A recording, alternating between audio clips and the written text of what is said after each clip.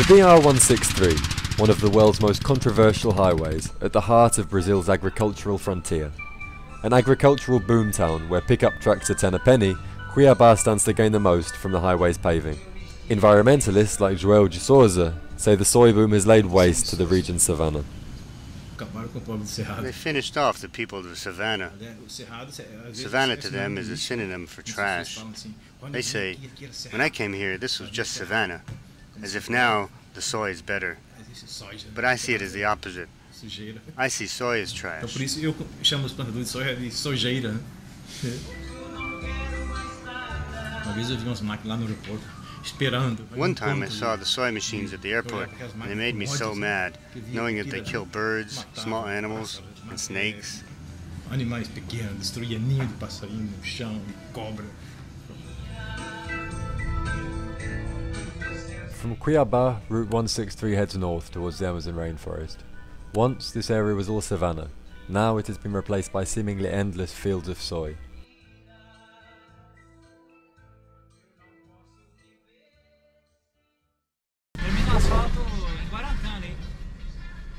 The pavement ends in Guarantá. From there it's only dirt. After about 60 kilometers you get to the border with Pará. But if the soy boom has brought economic development to this region, it has been at the cost of nature. And if, as soy farmers wish, Route 163 is completed, environmentalists believe this will get much, much worse.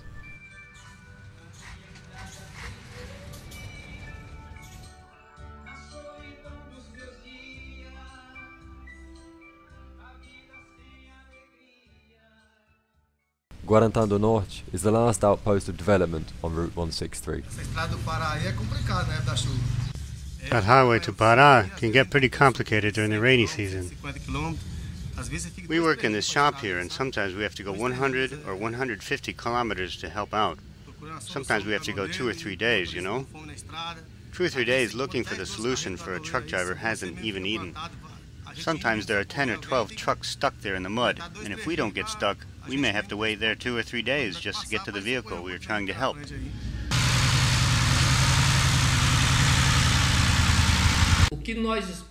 The town's mayor tells us that if development is to be brought to the whole region, the road must be paved. What we hope for from the federal government is that they pave it up to the port of Santarém to help reduce the transportation costs.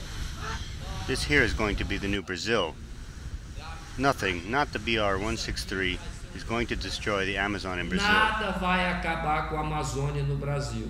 A BR163 negativo. Negative. If you're thinking that, you're wrong. It's going to bring development.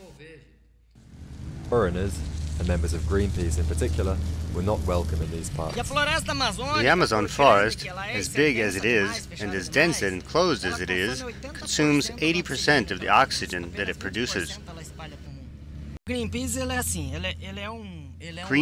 is an NGO which is financed by big business and other beasts, precisely to maintain the forest on the surface of the earth so that nothing else is discovered below it, so that Brazil won't have a chance to get rich. That's it. Brazil stays poor.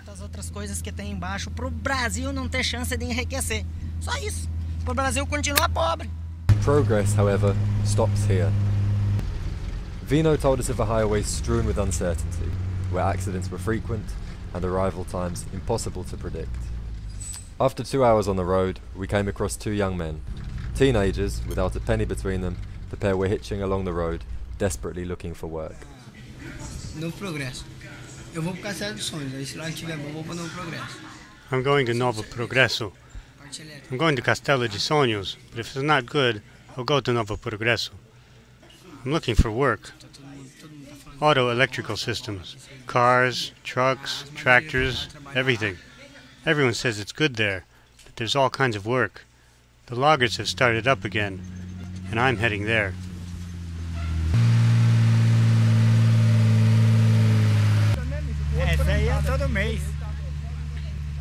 This here happens every month, every 2 weeks. And it hasn't even rained. Had it rained, this would be a real beauty.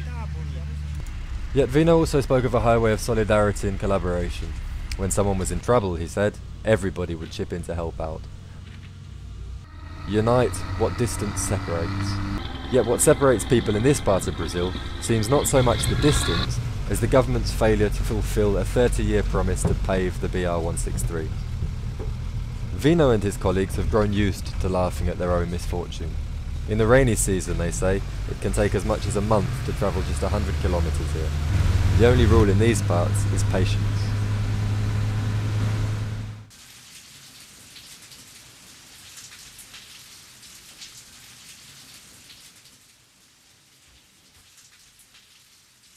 Nós temos aqui a 163 na época de inverno agora. We have the BR163 here, but during the rainy season now, where is the transport? Where are the airlines? We have a friend with a plane, but if you go there, how much is a charter? He only flies charter. We don't have any way of paying a ticket, so we are in a very difficult place. The BR163 was first carved out in the early 1970s when the military dictatorship sent thousands of Brazilians to colonize the Amazon region, an area they claimed the United States were planning to invade.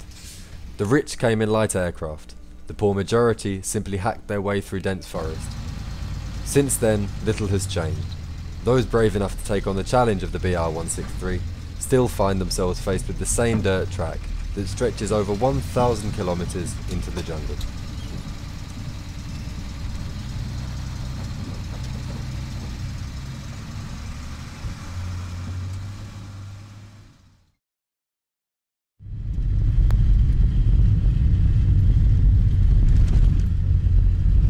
The road is many things to many people.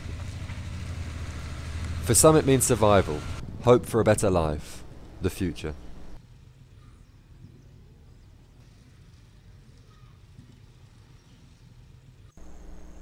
For others it is synonymous with destruction, lawlessness and the continued decimation of the world's largest rainforest. Government promises to pave the highway have been met with a mixture of horror and delight by businessmen and environmentalists. Environmentalists have long opposed the idea of paving the BR163, fearful of the impact it might have on the rainforest.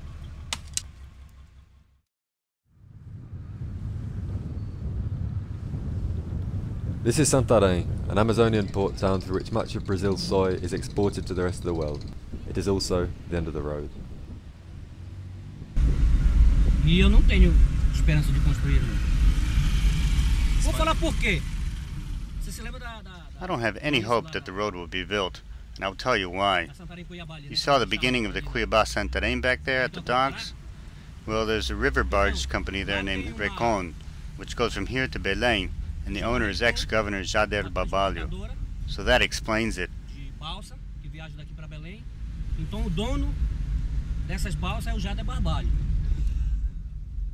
He's now a federal deputy, and will fight so that it never happens, because it is his.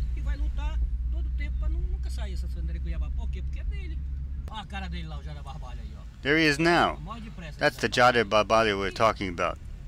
That's the truth. As federal deputy, he will never let it happen. Isso é pura realidade. Ele, como deputado federal, jamais ele vai deixar sair a Santarém Cuiabá.